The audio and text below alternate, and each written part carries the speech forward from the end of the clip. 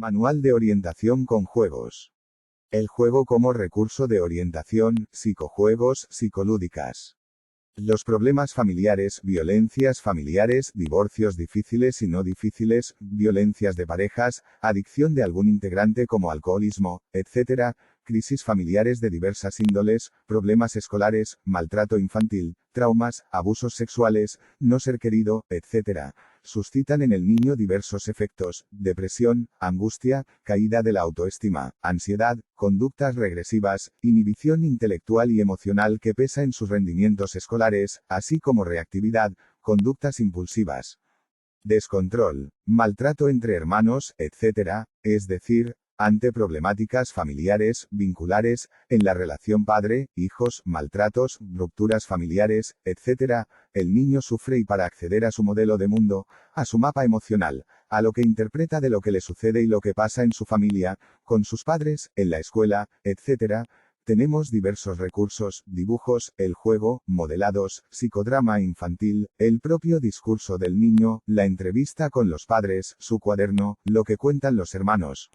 entre otros. Vamos a profundizar esta vez en el juego como herramienta de conocimiento del niño y su mundo, así como recurso para la integración y proceso corrector. Para el propio niño es un recurso de elaboración de su conducta en el sentido de la simbolización y proceso de metabolización de la realidad que se le aparece como complejo, donde él no decide sino sobre sus juguetes o cómo tratar a las mascotas y a veces ni siquiera eso. De modo que, el juego constituye una herramienta de aprendizaje, de integración, de elaboración, de ligazón con la realidad de los grandes y como proceso de interpretación de los roles y sucesos de su entorno. El juego como función estructurante del mundo simbólico y de subjetivación del niño. Sobre todo, son los conflictos emocionales, profundamente afectivos, los que aparecen representados en el juego de todo niño. Es decir, el teatro infantil del juego, como teatro de roles, aparecen las reprimendas, las imposiciones adultas, etc., que el niño vuelve a dramatizar, pero esta vez a su manera, siendo activo, porque el proceso educativo constituye básicamente en normas, límites, hasta castigos. El niño torna activo lo que sufrió pasivamente y de esta manera, actúa como los adultos, y donde básicamente, juega a ser, como los grandes. El jugar es el proceso de autoprogramación infantil a partir de los roles propuestos en su familia. Vuelve a representar cada nuevo rol, cada nuevo aprendizaje y como de aprendizaje porque el jugar constituye el proceso de simbolización o internalización de roles de su familia. Desde Jean Piaget, el niño articula la imitación como copia de modelos e internalización de imágenes con el juego, lo que constituye la función semiótica, o simbólica. Desde Sigmund Freud, el niño se identifica y vuelve a jugar sus modelos como forma también de simbolización, lo que nutre su yo o subjetividad. De modo que, en el juego, lo que se juega es la simbolización, el acceso a lo simbólico, en forma lúdica, que muchos intentan ubicar solo en el lenguaje como Lacan. El juego es la herramienta primordial de acceso a la simbolización y mejor, de la constitución de la simbolización y el sujeto que es su efecto. Es decir, la ritualización como el jugar roles, en un sacar de contexto un rol, y su representación, implica el representarse, y el representar modelos identificatorios solo es posible en el juego, como usina del lenguaje porque el niño comienza con un lenguaje práctico, un actuar verbal, un juego verbal, que luego se independiza pero que se apoya en el juego como su escenario primordial. Entonces, el juego es el origen de la simbolización, la subjetivación y el medio por el cual un sujeto accede al mundo adulto y simbólico y se subjetiviza. De esta manera, nos alejamos de las concepciones puramente verbalistas respecto del acceso del ser humano al mundo simbólico así como la subjetivación verbalista y ubicamos al juego simbólico y de simbolización, a la vez simbólico y práctico, emocional y dramático como génesis tanto del lenguaje como la subjetivación. Como ubicamos el juego más allá del verbalismo, le damos el rango de psicoemocional, lúdico, práctico, de metabolización, integración, compresión de signos y símbolos y elaboración de las significaciones humanas. Es decir, una herramienta de representación del mundo simbólico y de representación de sí o subjetivación. El proceso lúdico como autoorientación del niño en un mundo de adultos. En el juego, asistimos al pasaje desde lo puramente lúdico y hedonista, de placer del niño en jugar a lo adaptativo, en el sentido de conocer, elaborar, volver a jugar roles y normas, y su manejo. Es decir, el juego implica un proceso de inserción simbólico en el mundo adulto. Incluso el lenguaje requiere del juego verbal como prolongación del aprendizaje adaptativo y como sine qua non para manejar el lenguaje y la acción. Resulta imposible la subjetivación desde un verbalismo puro y el jugar a hablar como los adultos resulta necesario para ser un sujeto del lenguaje y la cultura. Otra función crucial del juego es la metabolización de la realidad de los adultos. Es decir, la internalización de roles, de valores, normas, límites, etc., requiere de una actividad representativa a la vez práctica y verbal que llamamos juego. Por metabolización, aludimos a la elaboración de los roles, ideas, sentimientos, etc., que el niño necesita volver a jugar a su manera y como forma de asimilar lo nuevo. Un primer momento de todo proceso de comunicación humana es la imitación, como representación en sí mismo del otro, de lo que dice, lo que hace, y como imagen mental de la realidad. Sigue su ritualización, o representación personal, que es el jugar al otro en el plano de la subjetividad y como forma de significar lo que se interpreta que sucede. Es decir, en el juego, asistimos a la identificación o imitación y su puesta en vida como juego y como forma de significación. Pero además, el niño necesita descargar la angustiante realidad de los adultos y elaborar dificultades, traumas, conflictos a que asiste, coerciones adultas, lo que teme, sus miedos, etc. Es la función de catarsis del juego y como actividad autocurativa propio del niño. De modo que, el niño ha construido a través del desarrollo del género humano el juego como herramienta de aprendizaje y de autocuración que le permite sobrellevar una realidad nueva y a veces muy difícil.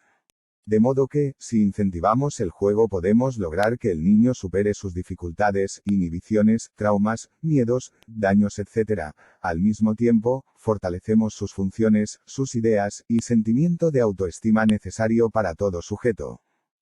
Sabemos que hay diversas clases de juegos como el juego de ejercicios, de los primeros años, repetitivos de todo lo que ve y siente el niño, seguido del juego simbólico, entre los 3 y 5 años, que constituye la mejor puesta en escena de los roles adultos como forma de autoprogramación, de ensayos de roles, de modos de ser, de hablar, de imitar, etc., para luego pasar a los juegos reglados, propios ya de jardines y escuelas. Pero por sobre todo, nos interesa la función simbólico y de autocuración del juego que le permite al niño superar traumas y sufrimientos. Todas las preocupaciones, traumas, castigos, malos tratos, etc., del niño, este lo vuelve a jugar en sus juegos con el objetivo de solución aunque no siempre lo logre. Por ello, la necesidad de intérpretes lúdicos, de un orientador que cifre y estudie los juegos del niño a los fines de incentivar el proceso corrector. Orientación empática con o sin tarjetas. En una suerte de play together, o comenzar, jugar juntos, motiva al niño a comenzar su juego, a continuar, a entrar en el espacio transicional y creativo, Winnicott, de todo juego y develar sus motivaciones ocultas, sus conflictos típicos, la descarga de injusticias vividas, el hacer activo lo que soporta en forma pasivo, y donde busca imponerse a la situación que lo oprime, enfrentando conflictos a su manera, en el escenario del juego, con sus juguetes, los personajes que moviliza, lo que dice o esboza mientras juega. Los roles que invierte y donde juega de director de orquesta, sus problemas con la obediencia y la autoridad de los padres, nuevos roles que aprende, etc. Nuestro encuadre lúdico, juegoteca y cuentotecas.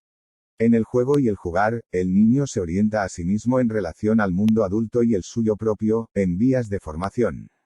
Es decir, el juego es estructurante de la subjetividad y no simple descarga de tensiones o mera proyección de sus conflictos típicos.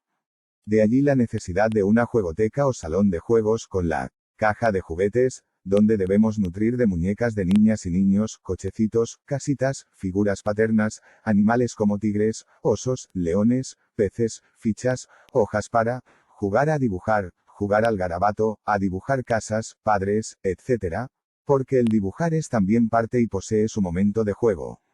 La pizarra mágica, juegos de encastres, rompecabezas, la cuentoteca, lleno de libritos de cuentos y fábulas, como el Blancanieves, Cenicientas, etc., así también si hay tecnología como tablet, para escuchar música y bailar, plastilinas, témperas para pintar, etc., etc. Intervenimos desde un psicodrama infantil, donde nos bajamos al nivel evolutivo del niño, jugando, siendo flexible, empezando antes que él, para incentivar el deseo, o anticiparle en agarrar ciertos juguetes, con un, mira, juego con Superman y vos no. Es decir, la psicología inversa, para despertar el deseo, le demanda y la motivación para jugar y prender los núcleos lúdicos del niño. Una vez que se sumerge en el espacio transicional del juego, o zona potencial, entre el plano de la fantasía y la realidad compartida, como zona intermedia. Nuestro objetivo es que juegue y proyecte su mundo interno, sus problemáticas, motivos de inhibición, trauma, impulsividad, falta de límites, miedos, hiperactividad, etc. De modo que, si no juega, el objetivo es que logremos que juegue. Si es poco flexible u obsesivo, buscamos el juego creativo y flexible como criterio de corrección. Si la queja es porque es impulsivo y con problemas de límites en la escuela, indagamos en sus juegos los indicadores de por qué no posee el autocontrol suficiente como para estar quieto en la escuela y percibir las normas, si es que lo tildan de inconductas. Si está inhibido y no juega, incentivamos el juego, metiéndonos en la zona potencia de juego, jugando también, como otro niño más, tomando los juegues, monologando, etc. Es importante vincular lo que nos proyecta en el juego como en una hoja en blanco, y lo que dice la madre de todo eso o el padre. Consideramos el juego como un sueño, o pantalla proyectiva manifiesta, como contenido manifiesto, de un contenido latente, o inconsciente donde buscamos las causas de lo que el niño sufre o de lo que los adultos dicen de él. Lo que la madre atribuye al niño respecto de cómo es o lo que hace, etc. Habla del deseo de la madre respecto del niño y debemos despejar lo que indagamos y conocemos del niño de lo que dicen sus padres como justificación del tema. En el espacio de juego, como por ejemplo cuando le indicamos un vamos a jugar, podemos encontrar actitudes del niño en relación a los adultos, como lo que transfiere a la situación de ir a un profesional porque uno se porta mal, etc. Puede ser rebeldía, un negar en acto como cuando salta, juega, no atiende, o está totalmente callado, etc. El juego en sí es una forma de terapia, aunque en este caso nos servimos del mismo para orientar a la familia y al niño hacia la salud mental. Por su carácter de espontáneo y creativo, debemos estar al tanto de imprevistos, y utilizar las paradojas pragmáticas, o psicología inversa para controlar al chico en sus descontroles. Si salta, juega así, como prescripción del síntoma, que lleva al niño al autocontrol porque el mandato de hacelo lo obliga a no hacerlo, lo que sí buscamos. Es decir, haga lo que haga se controla. Salvo casos de niños que poseen grados de desconexión que no cuenta siquiera las consignas. En definitiva, lo que buscamos con el jugar son los emergentes inconscientes, lo que explica lo que le pasa, lo que le sucede, lo que padece, como la pareja que se separa en su juego, producto de los padres separados que el niño viene padeciendo, etc. Mientras, preguntamos a la madre sobre golpes, cosas que tira, de cómo trata a la muñeca, los muñequitos como sus hermanos, figuras de grandes, etc., y con quién juega o se queda el niño, etc. La madre nos cuenta el escenario familia que vemos en la puesta en acto del juego en forma parcial o a través de personajes o lo que el chico dice, etc. Podemos encontrar indicadores simbólicos de celos por el nacimiento de un hermano, añoranza del padre, maltrato infantil, no ser querido, temores, etc., hasta indicadores de abuso sexual cuando moviliza escenas sexuales con sus juguetes. Cuando el juego ha comenzado y avanzado lo suficiente, podemos tomar notas, para luego comentar juntos, o incluso, nos metemos en su juego para participar y saber qué hacen los muñecos, etc., y así conocer la fantasía, ideas, temores, escenas que reproduce, etc. El encuadre puede ser con la madre presente y sin la madre, en algunos casos, para cerciorarse de disipar las resistencias de la misma ante emergentes que podrían ser considerados como temidos, peligrosos, etc. Por lo general, solemos entrevistar primero a la madre y luego con el niño, pero existen momentos en que la madre se queda, como cuando el niño es muy pequeño, con lo que cotejamos lo que juega o dibuja el chico con lo que la madre nos indica o significa de la situación. En definitiva, el juego como herramienta de aprendizaje, de curación o proceso corrector, así como de diagnóstico de lo que le sucede al niño, apunta a los contenidos latentes que producen síntomas o problemáticas en el niño. Es decir, a la expresión de conflictos inconscientes como motivos o causas de las quejas de docentes y padres. El paidodrama, ludodrama, psicojuego o psicodrama infantil. Denominamos paidodrama, de paidos, niño, y dramatización o juegos ludodrama, donde ludo alude al aspecto lúdico, y drama, como puesta en escena del inconsciente infantil en los juegos de roles. El niño dramatiza su drama individual así como familiar y escolar, cuando no de escenas calcadas de los medios como la Internet o la TV. Esta forma de psicodrama no se diferencia en lo sustancial de otras formas de psicodrama, pero es para niños. De modo que, tomamos el juego como dramatización del inconsciente infantil y no solo su verbalización. En un análisis de niños se utiliza sobre todo lo verbal y las producciones gráficas, o incluso modelados, y el juego es parte, aunque como medio simbólico también para acceder a los motivos ocultos que alimentan los conflictos infantiles. La diferencia en el ludodrama es que se toma el juego para conocer el drama infantil desde un enfoque dramático. El niño actúa y es incentivado para el mismo y no solo se atiende a lo verbal del juego. Los elementos del paidodrama son: 1. El director de escena u orientador, 2. El sujeto del juego o niño, 3. El escenario o lugar, 4. La madre, el padre o encargados si hiciere falta, 5. Las dramatizaciones y juegos, 6. Las orientaciones a partir de las producciones del niño. Los momentos de la dramatización son: 1. El precalentamiento hablando con el niño, empatizando, tomando confianza, preguntándole cosas, etc. 2. El juego o dramatización a partir de juguetes o propuestas de juegos según su problemática.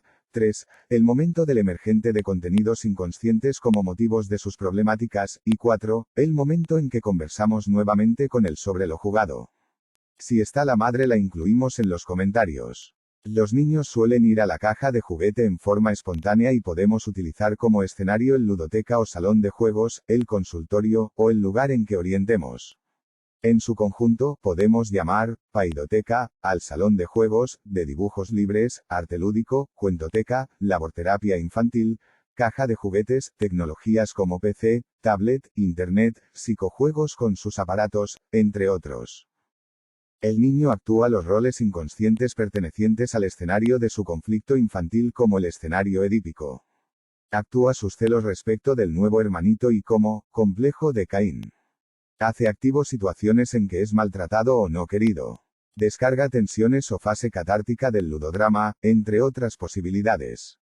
En el caso de lo que conocemos como tele, en psicodrama adulto y como sentimiento positivo o negativo a distancia, el niño juega, se concentra en su jugar, se centra en su espacio de juego, que es un espacio transicional, pero igualmente sabe que estamos, porque se divide entre su estar dentro del juego y un vínculo sincrético con el medio como la madre y el orientador. Sincrético alude a vínculos indivisos, no diferenciados pero que se dan en el plano subliminal de comunicación. El niño sabe que lo observamos y en cuanto hay cambios mira su entorno. En esta forma de psicodrama infantil, incentivamos el jugar como la puesta en escena incluso jugando con juguetes, incitando a que el niño juegue. También le podemos proponer un tema de juego, para ver qué roles moviliza, cómo se posiciona, lo que lo sorprende como emergente, lo que se vincula con su problemática, la forma en que juega, si incluye a otros, si avanza hacia juegos compartidos o está dominado por la escena interna traumática y el juego se posesiona del mismo en su faz catártica para luego retomar o no. En el niño, la resistencia aparece en relación a lo que le preocupa, los traumas, lo que teme, lo que no desea hablar o jugar porque los adultos han impuesto sanción respecto de tales, por lo que, necesitamos conocer lo que limita el juego libre, o el juego guiado, donde le proponemos dramatizar temas del colegio, la casa, vínculos con hermanos, tíos, abuelos, etc., y todo tema considerado como vinculado con su problemática. El proceso de dramatización o psicojuego implica el revivir lo que lo traumatiza a los fines de su elaboración o control y liberación del mismo. Es un proceso de reviviscencia, donde el volver a actuar ciertas escenas le permite distanciarse emocionalmente y poder pasarlo al campo del juego como significación y resignificación del mismo. Como en el mundo adulto, todo trauma llevado al juego le permite liberarse, así como en el adulto el pasarlo al campo de la palabra y la historización. Orientación empática 1. La consigna que consideramos en este momento de la orientación es que los chicos juegan a ser como los grandes, poniendo en escena los roles, discursos, valores, afectos, acciones, trabajos, enojos, etc., de los padres así como del escenario familiar y de modelos de la TV, las redes, la escuela y de su grupo de amigos. Es decir, entender que el juego consiste en ser como los grandes, donde incluso se posicionan en el lugar del agresor como identificación con el agresor, explorando tales actitudes y formas de ser. Una reprimenda de la mañana es sometido al proceso del jugar como forma de incorporarla y sacarle potencia identificándose con ambos roles, el de quien pone límites y el suyo propio.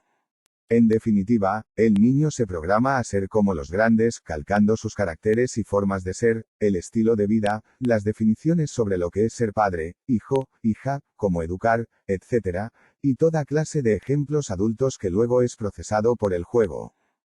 Orientación empática 2, es la tarjeta o consigna que nos orienta respecto de la función crucial del juego, posibilita la subjetivación donde se procesan lenguajes, roles o funciones, y modelos adultos. Todo lo que el niño aprende lo somete luego al proceso lúdico, que le permite poder manejar tales contenidos, conocimientos, modelos o ejemplos adultos. Sobre todo, le posibilita estructurarse como sujeto no solo con el lenguaje sino el propio lenguaje es jugado, lúdicamente, junto a roles y modelos que le posibilita ser como los ejemplos que observa, aprendizaje vicario. En términos psicoanalítico, el niño se identifica y asume modelos que luego elaborar o internaliza gracias a la función del juego. El jugar es asumirse como sujeto de tales modelos y roles donde además se personifica como diferente en forma gradual. Recordemos que no basta el lenguaje para ser y subjetivarse porque tales son procesados en el juego donde se producen efectos de subjetivación, identidad, autoconcepto, ideal a seguir, entre otros aspectos. Orientación empática 3. En esta tarjeta consideramos que toda identificación, a modelos, a ejemplos adultos, tanto como en lo que en psicología se conoce como imitación, el niño juega a ser como los adultos, procesando modelos que incorpora en su subjetividad como identificación o imitación, si se desea desde la psicología. Para poder asumirse sujeto, manejar palabras, personificarse o identificarse diferente a los demás, uno debe poder presentarse ante uno mismo y los demás, y tal proceso de definirse en el juego, es lo que llamamos subjetivación. Incluso las palabras tienen su momento de ritualización, de juegos, de representar o imitar a los adultos cómo hablan, cómo caminan, lo que hacen, etc. Es lo que Jean Piaget estudió primero como juegos de ejercicios, repetitivos de todo lo que ve, y luego como juego simbólico, hacia los 3 años para finalmente terminar en los juegos compartidos o de reglas. En el psicoanálisis, la simple consideración de que la identificación no se estructura no alcanza y ni siquiera el papel atribuido al lenguaje de que nos separa del deseo materno porque aún el hablar, y los modelos de identificación es procesado en el juego o también, metabolizados. Orientación empática 4. Al mismo tiempo que entrenamiento para ser como los grandes, como internalización del mundo adulto, los niños proyectan su mundo infantil, que es la versión o mirada del niño de lo que le sucede y sucede en su familia. No es lo mismo que lo dicen sus padres. El niño se explica, se habla, y es hablado, por sus juegos donde podemos encontrar elementos o causas de lo que le sucede en la escuela, en la casa, etc. Gracias al juego podemos conocer la definición del mundo del niño, lo que siente de su familia, cómo ve a su familia, cómo extraña al padre o padece ser pospuesto, maltratado, no querido, o es mimado en forma excesiva, etc. Este modelo de mundo del niño nos ayuda a entender sus síntomas, de lo que sufre, de lo que se quejan los adultos como la maestra jardinera, etc. En este momento, debemos despejar la adultomorfización del niño desde los padres que definen al niño según sus deseos y anhelos, antes que desde las necesidades psicológicas del niño. Orientación empática 5, es la faz integrativa del juego, posibilita metabolizar o digerir una realidad compleja para el mundo en formación del niño. Al jugar, el niño asimila funciones o roles, ideas y fantasías, y se acomoda a tales complejizando sus esquemas de asimilación o de conocimiento de la realidad. Al jugar, el niño se integra, y se constituye como sujeto al integrarse en lo general de la familia y la familia y sociedad en sí mismo como su punto de vista aún egocéntrico hasta avanzada infancia. Entonces, podemos encontrar el punto de vista del niño como metáfora o lenguaje práctico, concreto del punto de vista de los adultos y la dinámica familiar que nos orienta hacia las razones de lo que le pasa. Orientación empática 6. Algo crucial que necesitamos considerar en todo juego infantil es que allí se juega la diferenciación entre la fantasía mágica del deseo subjetivo y la parte que internaliza de los adultos, o mejor, la brecha entre fantasía y realidad compartida. El niño juega a ser parte del mundo adulto y para ello, se entrena activamente en los roles adultos, a los que le da su impronta personal. Pero es claro que en la infancia y hasta bordear la pubertad, el niño se maneja en el mundo de la fantasía, vivenciando las exigencias adultas como presión que luego elabora o metaboliza en sus juegos. En el jugar como asumir roles, pone su cuerpo, se viste de ropajes adultos, creando un mundo intermedio entre la fantasía mágica omnipotente y la realidad de los adultos. Normas, exigencias, cumplimiento de reglas, etc.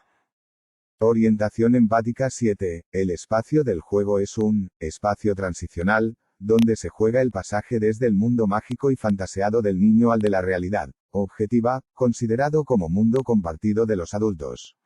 Sin el juego, el niño no podría instrumentar ningún rol en forma flexible. Lo verbal no alcanza e incluso lo verbal necesita ser actuada, dramatizada, dotada de corporeidad, como espacio de revivir lo que percibe de los demás. En Winnicott, es muy claro el espacio transicional desde la unidad madre-niño al espacio propio del niño a medio camino entre su deseo y el de los demás. Entonces, le dejamos ser, manifestar, proyectarse, demostrar lo que considera como su realidad y la parte familiar que moviliza en forma indirecta a través de la asunción de roles. Allí es donde armamos la escena familia causal de sus dolencias a partir de la escena del juego. Orientación empática 8. Considerando la similitud del juego con el del sueño en el psicoanálisis, lo tomamos como contenido manifiesto, de deseos inconscientes latentes y de anhelos, contenido latente o inconsciente del juego, buscados en forma consciente por el niño.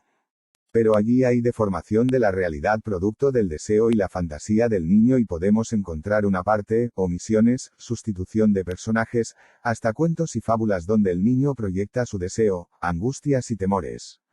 El mismo sueño es la realización lúdica de su deseo y allí se manifiesta la actividad compensadora del mismo así como de descarga de pulsiones reprimidas, lo que no pudo realizar, como por ejemplo ante el nacimiento de Hermanito y el deseo de pellizcarlo, lo que sí le infringe a sus muñecas. En el jugar del niño encontramos temáticas edípicas como rivalidad con el padre y amor hacia la madre, aunque en formato lúdico, donde necesitamos interpretar el lenguaje simbólico o metafórico que moviliza. Es decir, escenifica la situación edípica donde ahora es director de orquesta y lleva a cabo sus deseos. Así, podemos encontrar escenas del complejo de Caín, con los hermanos, deseo de excluir a los hermanos, niño maltratado, o que imita actitudes de castigos de adultos hacia el mismo, entre otros. Orientación empática 9. Facilitar el juego, incentivar cuando no juega, diversificar sus juegos y juguetes, juegos de ingenios, modelados, dibujos, crear juegos, etc. Forma parte de la orientación a padres respecto del rol facilitador del aprendizaje en cuanto a juegos se refiere. El juego es herramienta de asimilación de nuevos saberes y roles, así como de acomodación o metabolización de los mismos. En Jean Piaget el juego es una prolongación de la actividad asimilativa de la realidad al yo y como forma de someter a la realidad a los propios deseos. En cambio, en el aprendizaje adaptativo, el yo asimila y se acomoda, logrando mayor adaptación cada vez. Por otro, orientamos a los padres hacia las inteligencias múltiples en cuanto a tipos de juguetes y juegos de sus hijos. Cada tipo de inteligencias múltiples posee juegos y juguetes diferentes e incentivamos la estimulación lúdica de los niños como forma de proveerlos de herramientas de adaptación y curación de sus angustias y temores, entre otros.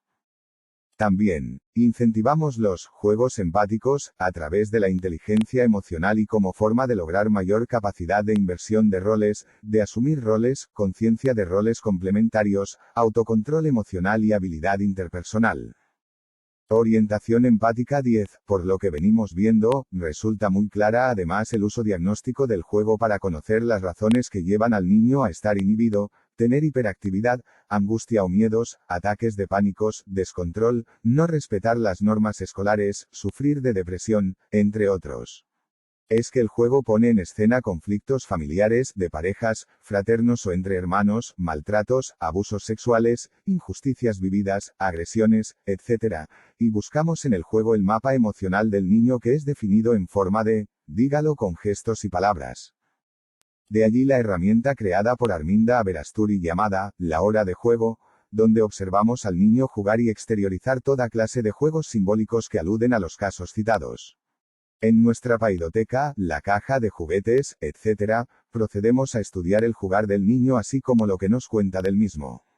Además, cotejamos con lo que nos dice la madre de ciertos juegos y vamos hilando el caso a los fines de la orientación.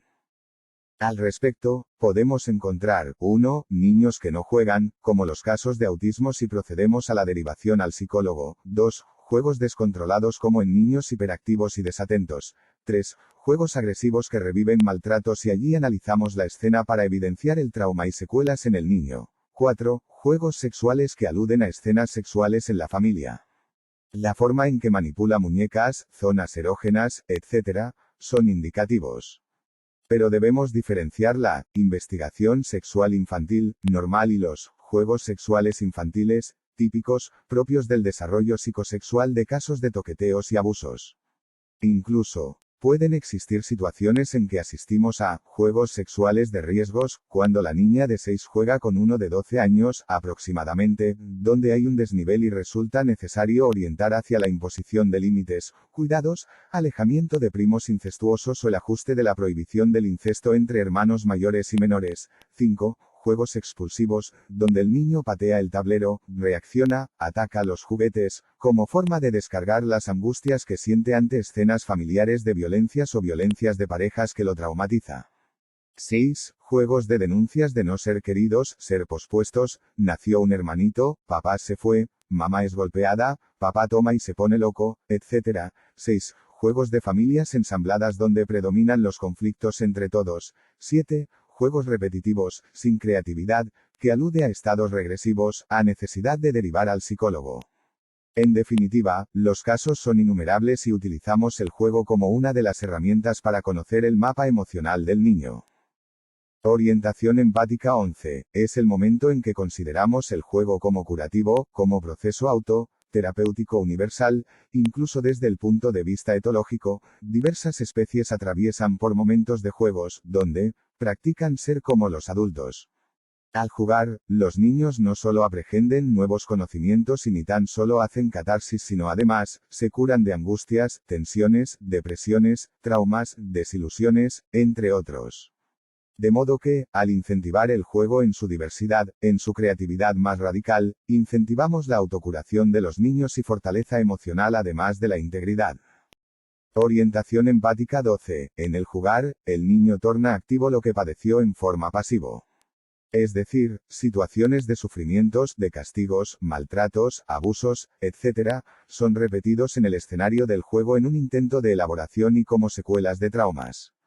De allí que deducimos lo que ha padecido pasivamente, como cuando castiga una muñeca, donde asistimos a la identificación con el agresor, y moviliza además a la víctima que fue de su victimario. Orientación empático 13. De acuerdo a nuestra concepción del juego en el niño, su ausencia es señal de alarma y denuncia la existencia de algún conflicto, impedimento, alteración, trastorno o desencadenante de una enfermedad mental que necesitamos considerar. Por ejemplo, en niños que ya no juegan, no miran a los ojos, ya no se comunica, etc., y que son indicadores de autismo en marcha. Es decir, hay desencadenamiento, regresión, involución, etc., por lo que, activamos la vía interdisciplinaria de orientación y derivamos consecuentemente. Orientación empática 14. Es la tarjeta donde consideramos el sentido de ciertos juegos sexuales, de ciertos tratos a las muñecas, como juegos sexuales exploratorios, de sensibilización, de ensayos, de programación sexual y donde los chicos ponen en el escenario del juego sus identificaciones a la pareja sexual de los padres o sus sustitutos. Freud consideraba la pulsión de investigación como parte del desarrollo psicosexual y como actividad normal en todo niño. De modo que, orientamos a los padres en el sentido en que son partes del aprendizaje y no algo perverso, como a veces consideran los padres. Orientación empático 15. Los juegos de contenidos eróticos, como escenas sexuales que el niño moviliza, aluden también a la identidad sexual en curso, en proceso de construcción y que se proyecta en el escenario del juego. Como el activismo del niño, qué muñeca toma, los gestos, posiciones en la casita, las partes que toca, etc. Es decir, orientar en el sentido en que los chicos se encuentran en etapas de estructuración de su sexualidad y que los mismos se reflejan en ciertos juegos. Orientación empática 16. Es la tarjeta donde consideramos que los chicos juegan juntos, lo que es un logro al pasar de los juegos individuales al juego conjunto y el jugar por un hermanito, por ejemplo, o jugar por mascotas, romper cosas, etc., que aluden a situaciones de maltratos entre ellos. De modo que, ciertos niños pueden estar padeciendo lo que denominamos síndrome de la gallina degollada, como maltratos en ausencia de adultos y como negligencia de los mismos respecto de sus hijos. Es decir, orientamos en el sentido en que el niño manifiesta que lo está maltratando buscando la forma de comunicación adecuada. Es decir, ante indicador de juegos de riesgos entre ellos y de maltratos, que también se puede ocultar como el caso de niñeras que ocultan sus maltratos ante los padres. Orientación empático 17. Existen juegos donde el niño rompe cosas, tira objetos, juguetes, agrede animales, etc., que indican una actitud que representa, sin lugar a dudas, un modelo masculino violento que puede estar vinculado con reacciones del padre que es su referencia o incluso, una madre impositiva. El niño tiraniza, como el caso de los niños emperadores, que se imponen a la madre, como lo fuera su modelo ideal o padre. Es decir, el niño moviliza un modelo violento e impositivo porque lo ha visto en adultos significativos como el propio padre y se trata de liberarlo de tales modelos violentos para que pueda desarrollar actitudes más sensatas. Orientación empática 18. Son los juegos prohibidos, censurados, realizados en secretos, como los juegos incestuosos, en la siesta, en ausencia de adultos, y en que los niños son cómplices entre sí porque ensayan y juegan al doctor, como juegos sexuales exploratorios y que son vividos como prohibidos y que los adultos castigan. Pero en algunos casos, la prolongación de tales juegos más allá de la primera infancia y ya comenzando la pubertad, puede ser peligroso, por lo que prescribimos mayores cuidados, seguimientos, y a través de indicaciones indirectas, indicar que cierta clase de juegos ya no. Orientación empática 19. Es un momento crucial en que buscamos deducir o interpretar la verdad que moviliza todo juego, la verdad inconsciente, y que denominamos el juego inconsciente, como argumento del juego. Es decir, el niño moviliza una verdad que sustenta su juego, como su causa, como su motivo y que explica las razones del por qué juega de una manera u otra. En la foto de la tarjeta, los dos niños juegan, inocentemente, pero la verdad es que ambos se encuentran en una tragedia, en un holocausto y no comprenden nada de la situación, aunque podemos considerar los detalles del lugar, vestimentas, personajes, etc., que nos indican una verdad terrorífica.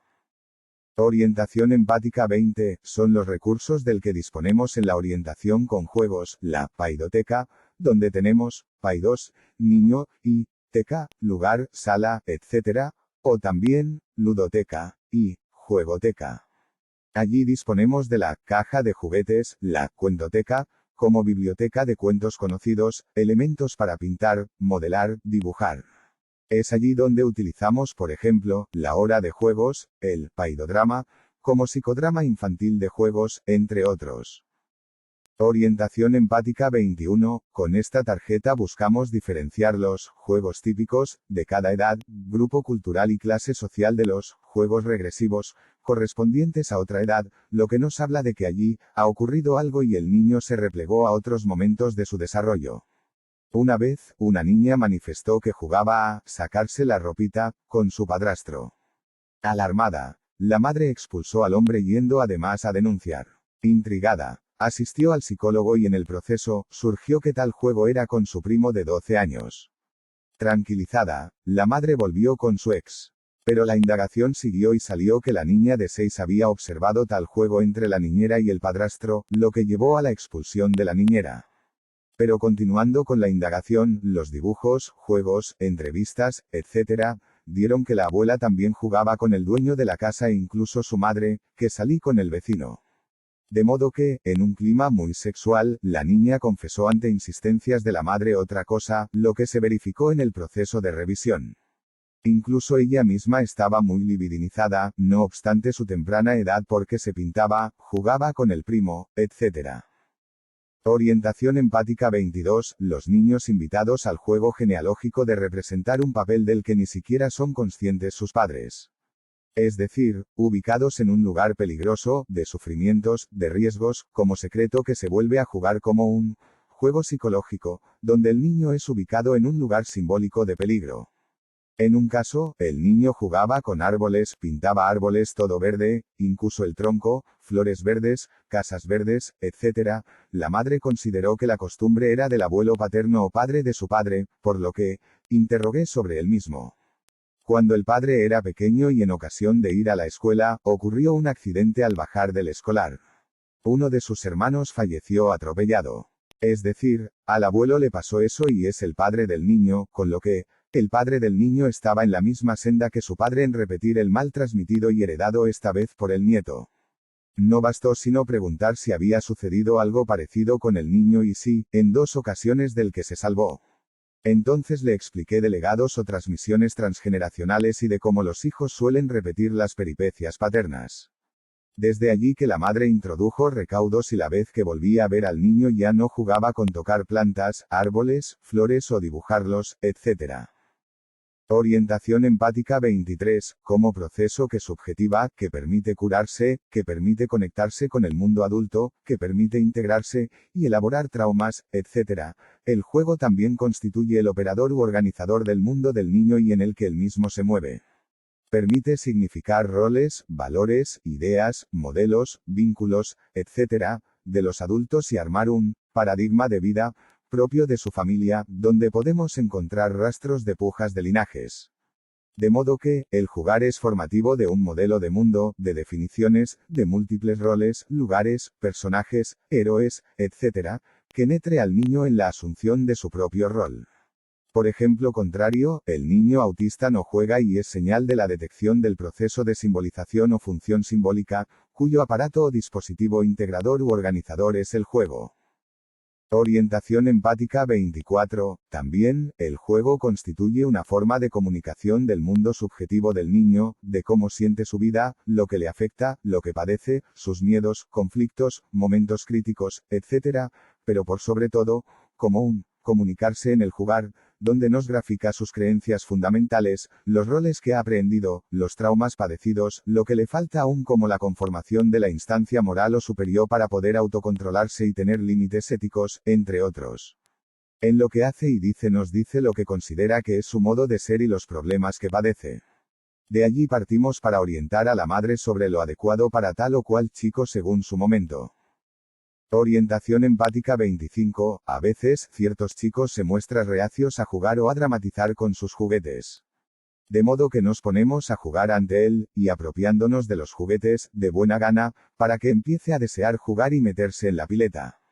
En cuanto juega, le limitamos ciertos juegos, le sacamos ciertos juguetes en forma juguetona para que se afirme y desee jugar.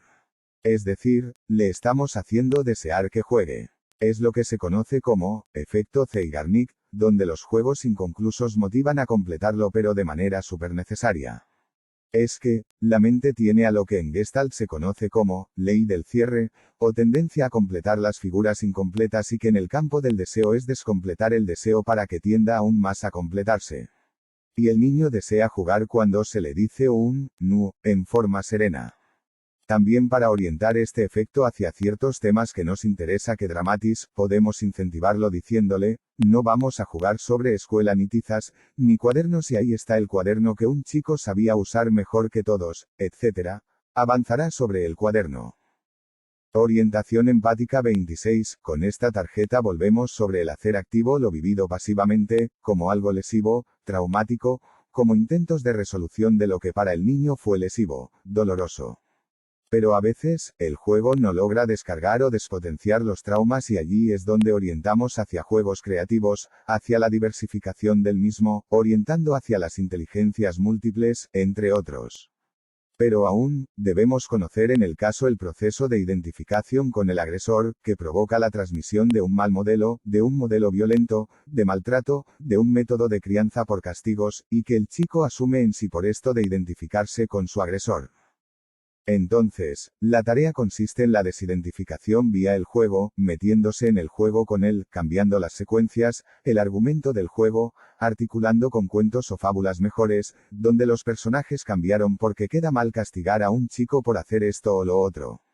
Allí, utilizamos además el paidodrama para bajar al nivel del niño, meternos en su mundo de juego y así poder introducir cambios para despotenciar los malos modelos que sumen al niño en identificaciones negativas.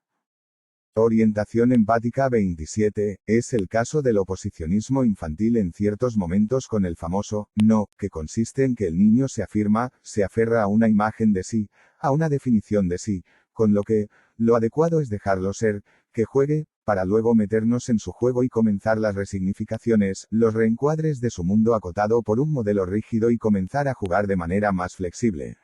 Utilizar las competencias sobre quién juega mejor, quién cuenta el mejor cuento, etc., ayudan a orientarlo hacia estilos más flexibles de ser y comunicarse. Orientación empática 28, un buen espejo en la paidoteca nos viene bien porque el juego del espejo es imprescindible en la temprana infancia para personificarse, subjetivarse y diferenciarse del mundo adulto. La autopercepción depende de este espejo que precisa y le devuelve al niño una imagen corporal y de su persona diferente al de su autoconcepto y de las opiniones de sus padres sobre cómo es él. Sabemos que los padres son los espejos del niño y este un reflejo de este ya ante el espejo, observamos cómo juega, como forma de considerarse, de tratarse el mismo en el proceso de automaternaje y autopaternaje, o como función fallida de estos. A veces buscan compensar las funciones deficitarias o insuficientes y el niño se compadece de sí, se rechaza en el caso de la madre que deprime, o demanda a su figura como el hijo que requiere de un padre abandonista, etc. Orientación empática 29, un buen indicador de que él ha progresado en materia de aprendizajes es cuando comparte su juego y permite que otros niños o el orientador juegue con él. De hecho, el compartir es una apertura hacia los demás, rompiendo el encierro narcisista en el propio mundo y espacio de juego, lo que le permite mediatizarse con los demás. En este caso, utilizamos el juego compartido como acceso a su mundo lúdico, a su espacio transicional de juego, espacio de creatividad, o de inhibición y quietud que buscamos cambiar para que irrumpan juegos creativos. Así, el juego compartido nos permite una buena conexión con su mundo, con lo que dramatiza, con lo que va comentando mientras organiza sus juguetes. Digamos, lo crucial es que podamos incentivar que juegue, y que juegue en forma creativa y que aprenda mientras juega, de modo que, le proponemos cambios, nuevos juguetes, nuevos temas para jugar y graficar sus intereses, temores, su mapa emocional, entre otros. Orientación empática 30. Finalmente, debemos considerar que cuando el chico juega en forma compulsiva, llevado por la escena y donde no controla lo que hace, es dominado por su inconsciente y por contenidos conflictivos. Son los juegos compulsivos alejados de los juegos creativos y placenteros. Aquel alude a traumas, a cosas no resueltas, a conflictos que el niño está vivenciando como el nacimiento de un hermanito y siente celos o que no es querido, es pospuesto, hay abandono emocional, los padres sufren violencia de parejas, abusos sexuales entre otros. Al considerar como juego podemos vislumbrar que los juegos rígidos siempre ocultan conflictos latentes y podemos ubicar por ese lado las causales del motivo de consulta.